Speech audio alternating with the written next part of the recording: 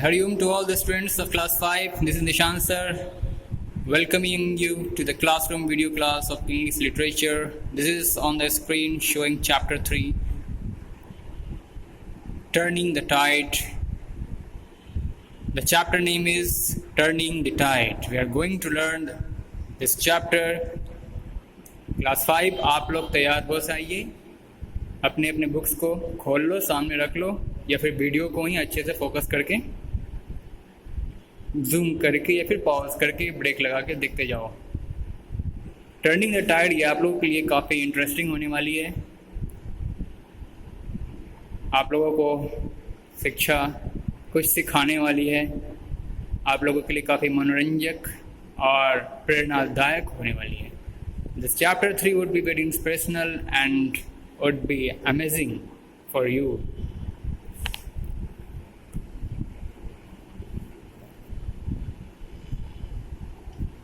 Do you know? तो चलिए शुरू करते हैं एक सवाल से। सबसे पहले आप सभी से एक क्वेश्चन है मेरा।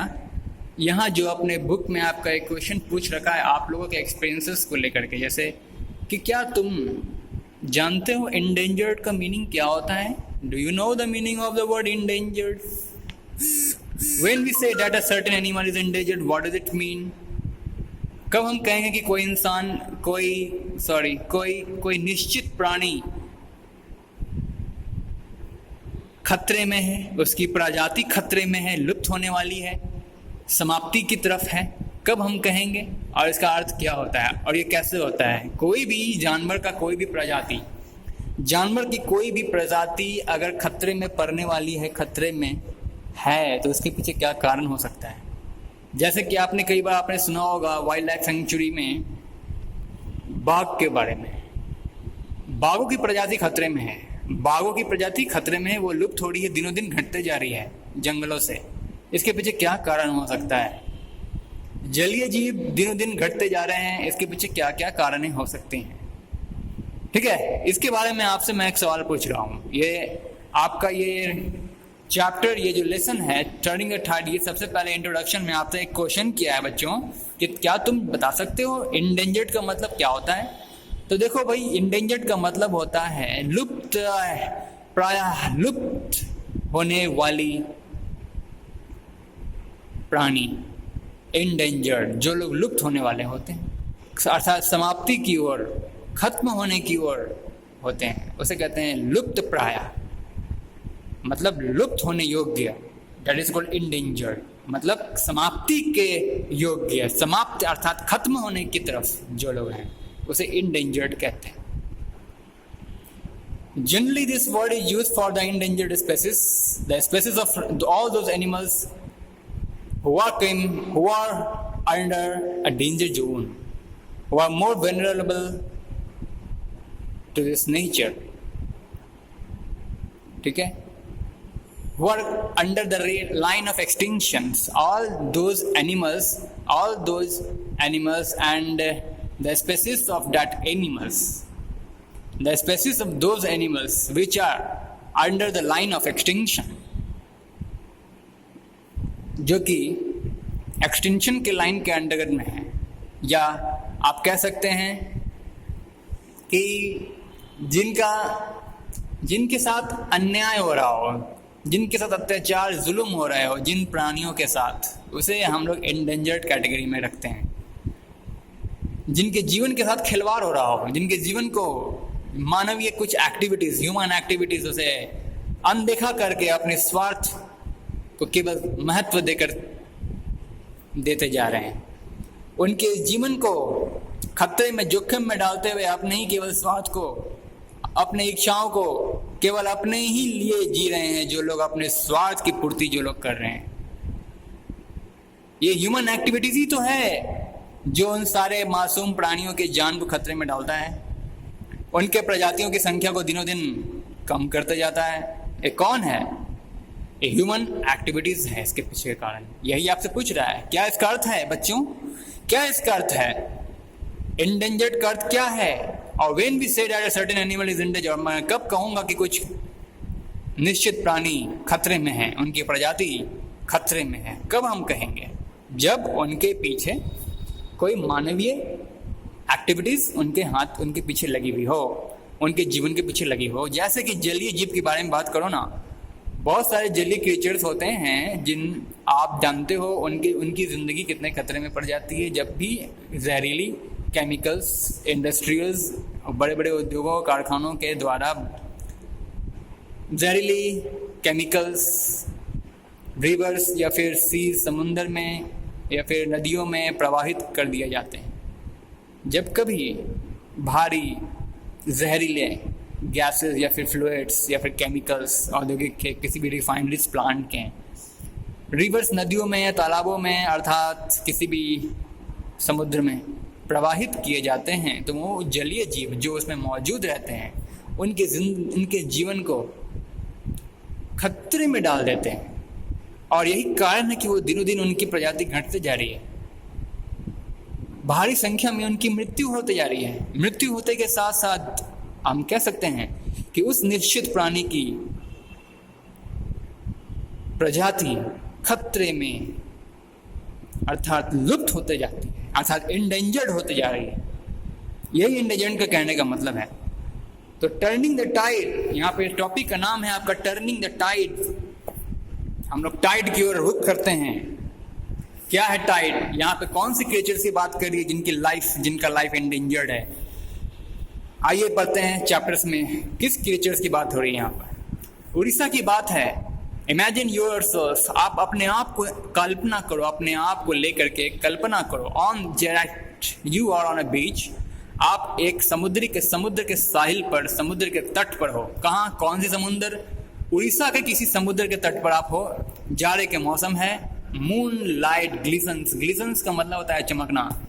चंद्रमा की चांदनी चमक रही है and is reflected not of the sand or water but of the weight backs of the thousands of turtles.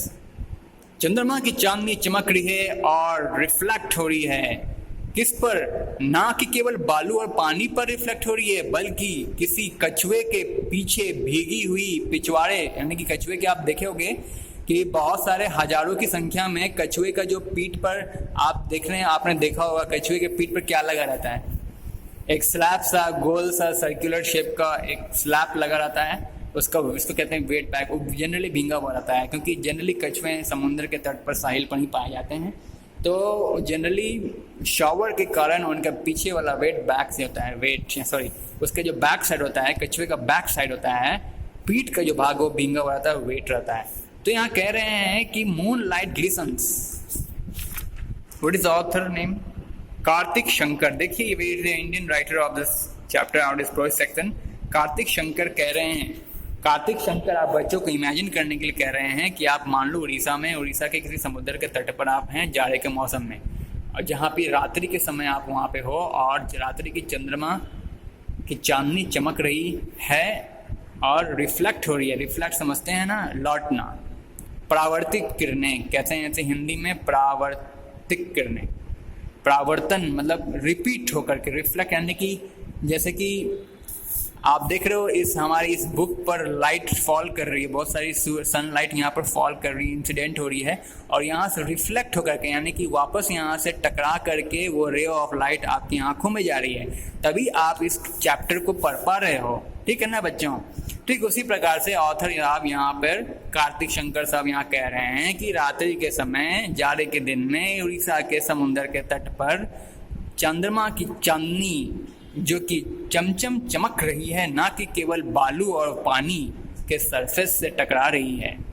उसकी रोशनी ना कि केवल बालू और पानी के सरफेस से टकरा रही है, मतलब रिफ्लेक्ट हो रही है, परावर्तित हो रही है, बल्कि हजारों की संख्या में जो कछुए वहाँ मौजूद हैं, उनके पीछे के जो भीगी हुई बैक्स है, उससे भी काफ़ी किरणें रिफ्लेक्ट हो रही हैं।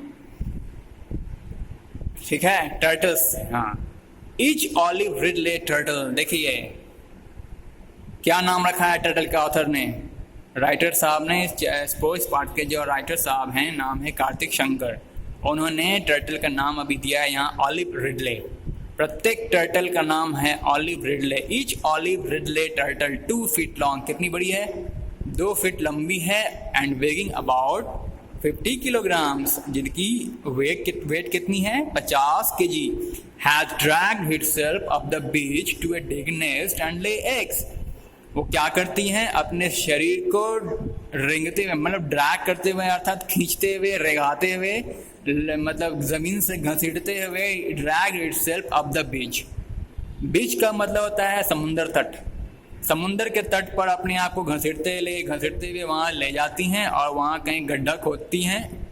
गड्ढा खोद करके अपने घोंसला तैयार करती हैं, वहाँ डिग करती हैं, यानी कि गड्ढा खोद करके अपना घोंसले वे लोग तैयार करते हैं वो, और फिर क्या करते हैं, उसमें अपने बच्चे को जन्म देते हैं, अपने अंडे उसमें देते हैं। As all sea turtles do, जितने भी, जैसा कि सारे के सारे समुद्री कछुए क्या करते हैं।